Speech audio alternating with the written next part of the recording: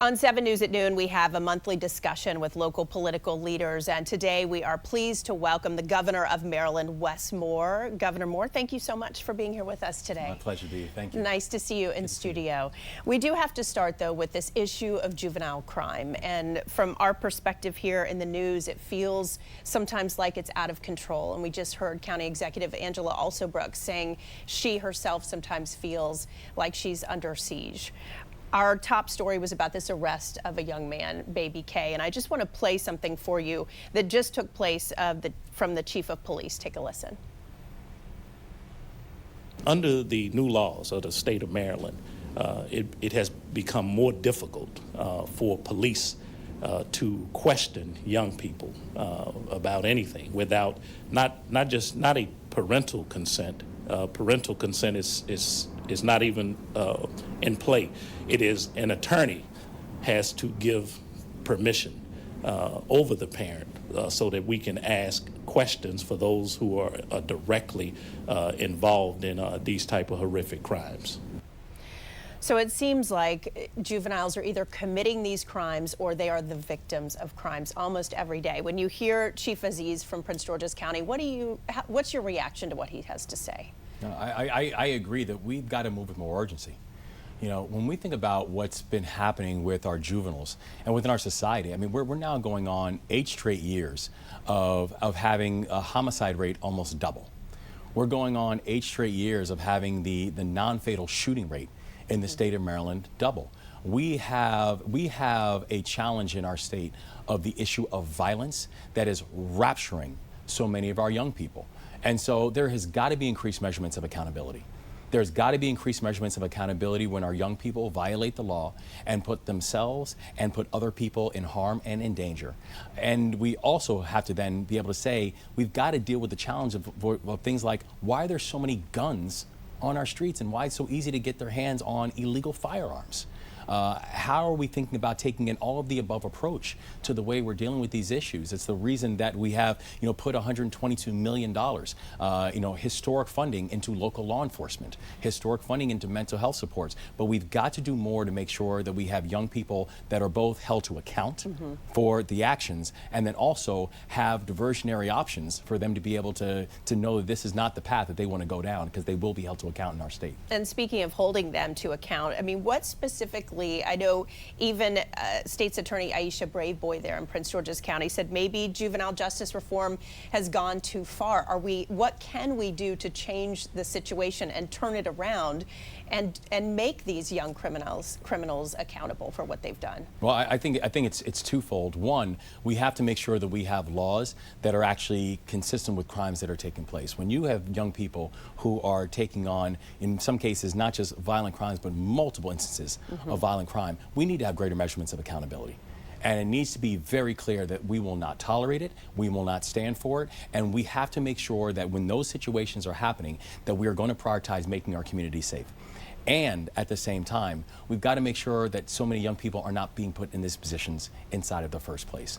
We've got to both be able to address the immediate issue and also address the pipeline issue and why we have so many young people who can get access to firearms, why we have so many young people that do not have options of creative and actually beneficial ways for them to be able to spend their time.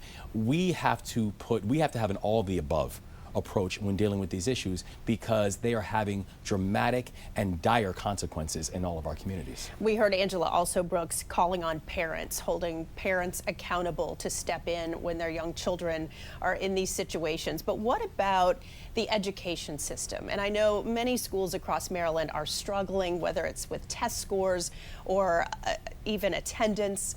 What can we do? What's the correlation between maybe some of the breakdowns within the education system and what we're seeing in these reactions of young people? Well, I think parents have to be involved in both sets, in both circumstances, whether you're talking about what's happening when it comes to youth, youth violence and juvenile justice, and when it's talking about education. We have to understand that keeping our community safe and making sure that our kids are educated is not the responsibility of individuals or of systems. that the parents, the guardians, and the family system also have a role to play in that. And we know when you look at what we did in terms of the funding for public schools, we have made and said that the education of our children is going to be of the highest priority that we have within our administration, while we ended up putting $900 million into our education system, really one of the highest funded aspects that we have within our system. Our ability to put over $400 million towards our HBCUs and historic funding into our community college systems, that making sure we're prioritizing education and having parental and family involvement in that is going to be a key ingredient of us getting this right. And one other question I want to ask you about this youth education and crime situation. Just yesterday, we covered another really tragic story of a young woman coming home from church. She was hit by what apparently were more young criminals. And we talked to a neighbor, and a neighbor said something, and it was directly a plea made directly to you. I want you to take a listen and respond, please.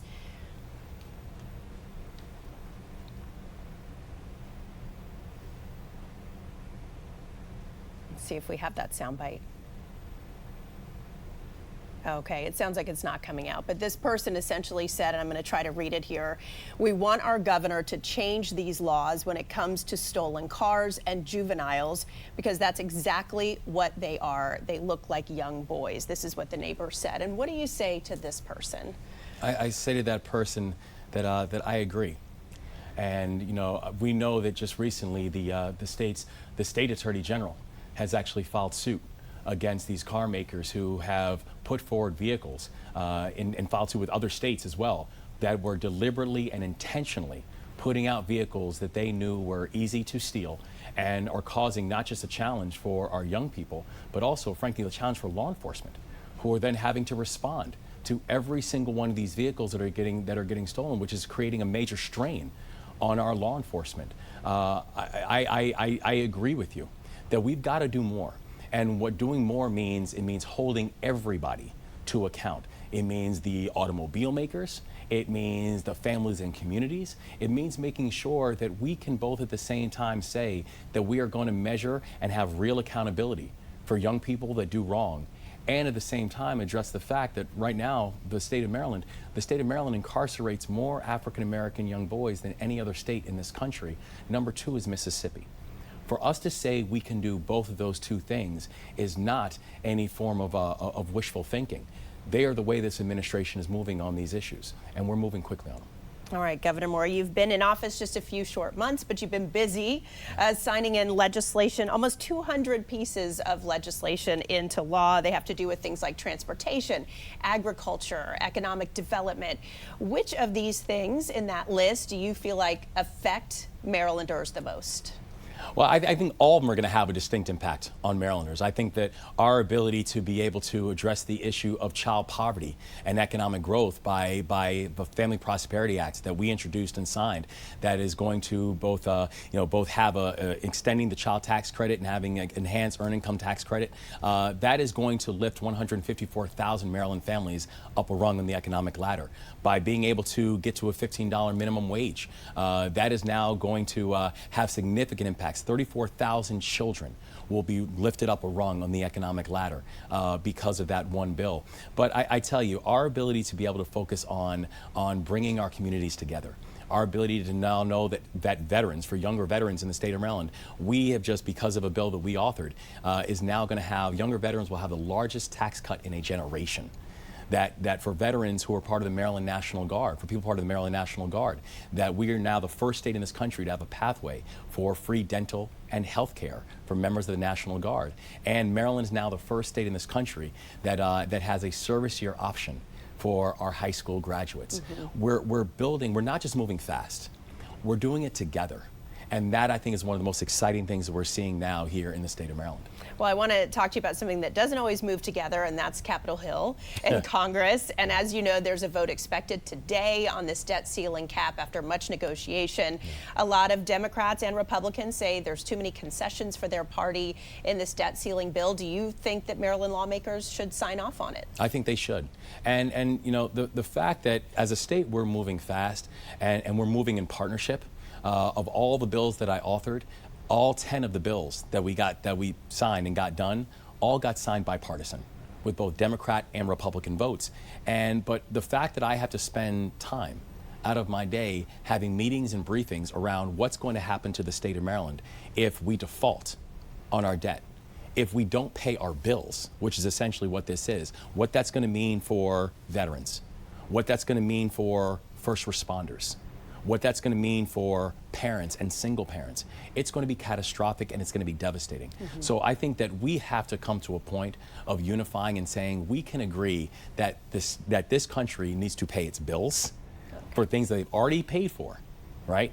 And at the same time, we have to be able to move collectively to know that the risking the fiscal strength of this country should not be something that's politicized. It needs to be something we've got to work on together and get done. And for people in Maryland, even if we avoid this default, for people who are worried about a looming economic potential catastrophe or recession or the troubles of inflation, what do you say to them? I say that, you know, if you look at the budget that we laid out, we showed that that you could be both bold and ambitious and not be reckless. It's why I'm really proud of the fact that we have things like historic funding for public education, and at the same time we still have over $2.5 billion in the rainy day fund. You know, I didn't, when I ran for office, I ran as someone who was a business leader. I was a military officer, and I ran one of the largest poverty fighting organizations in this country. I know budgets, and I know how to make sure that you can be ambitious and get big things done, and at the same time make sure you're being responsible of the budgets that you're laying out. So I know that regardless of what type of economic headwinds might hit the state of Maryland, we are going to make sure for this administration we're going to be ready. And because we have this luxury of a little bit of time with you, I do want to get back one more time to this issue of juvenile crime. And the police chief just also said, and this is specific to what he's saying, it's the third straight year that juveniles arrested for violent carjackings have exceeded the arrests for adults. So as we have reported here at 7 News, you have this newly appointed juvenile justice secretary. And he said in his interview that he believes no one under 21 should have a criminal record. What is your response to that statement? Well, I agree that we should, you know, that a criminal record is not the end or the goal. That we want to make sure that we have as few touch points with the criminal justice system for not just youth, for anyone as possible. And at the same time, saying that does not mean you don't believe in accountability. That there has to be accountability for people that want to violate the law, and particularly people that are continuing to violate the law and in a violent manner. I called for a full top-to-bottom review for the Department of Juvenile Services, and I'm thankful for the fact that we have someone who is world-class who's serving as the DJS secretary. I have full confidence in Secretary Schiraldi's ability to be able to lead the department, a department that has been historically understaffed and undermanned, and to know that we have to be able to take the department and working with coordination with the entire administration to move us in the right direction, to know that we are going to have accountability for our juveniles. Yet at the same time, accountability does not mean that we have to, and that we're going to arrest our way out of something that's a much larger problem. All right, Governor Wes Moore, we really appreciate your time today. I appreciate yours. Thank you. Thank you so much.